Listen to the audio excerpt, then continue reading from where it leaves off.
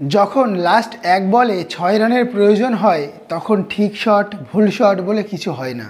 তখন জাস্ট তোমাকে সামনের বোলারকে ফেস করতে হবে এবং সেই রানটা করার চেষ্টা করতে হবে। তো আমাদের জীবনেও এমন অনেক সময় আসে যেখানে আমরা ডিসিশান নেওয়ারও সময় পাই না যে এখন কি করব, আমাদের কি করা উচিত আর কি করা উচিত নয়।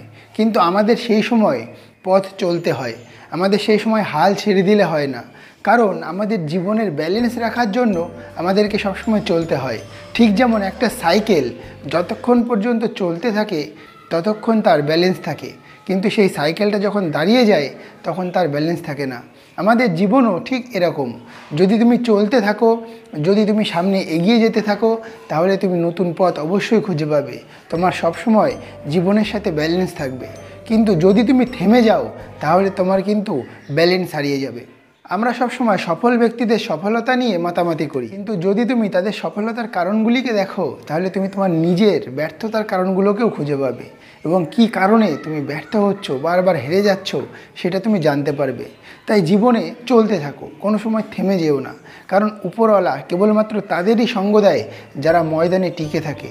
আর তুমি ময়দানে টিকে থাকলে একদিন তুমি যেটা চাও সেটা অবশ্যই পাবে। এই জীবনে যেটা সবচেয়ে সহজে পাওয়া যায় সেটা হলো পরামর্শ। তুমি একজনের কাছে চাইলে তোমাকে 10 জন দিতে এগিয়ে আসবে, কিন্তু সবচেয়ে দুর্লভ হলো সাহায্য। তুমি 10 জনের কাছে চাইলেও হয়তো একজনের কাছে পাবে না। তাই যারা তোমার সাহায্য করার জন্য আছে তাদেরকে কখনো ভুলে যেও না, তাদের সাথে কখনো বিশ্বাসঘাতকতা করো না। একটা কথা মনে রাখবে যে নদী যত বেশি গভীর হয় সেই নদী তত বেশি শান্ত হয়। বুদ্ধিমান ব্যক্তিরা সবসময় শান্ত থাকেন এবং শান্তভাবেই তারা তাদের কাজ করে থাকেন।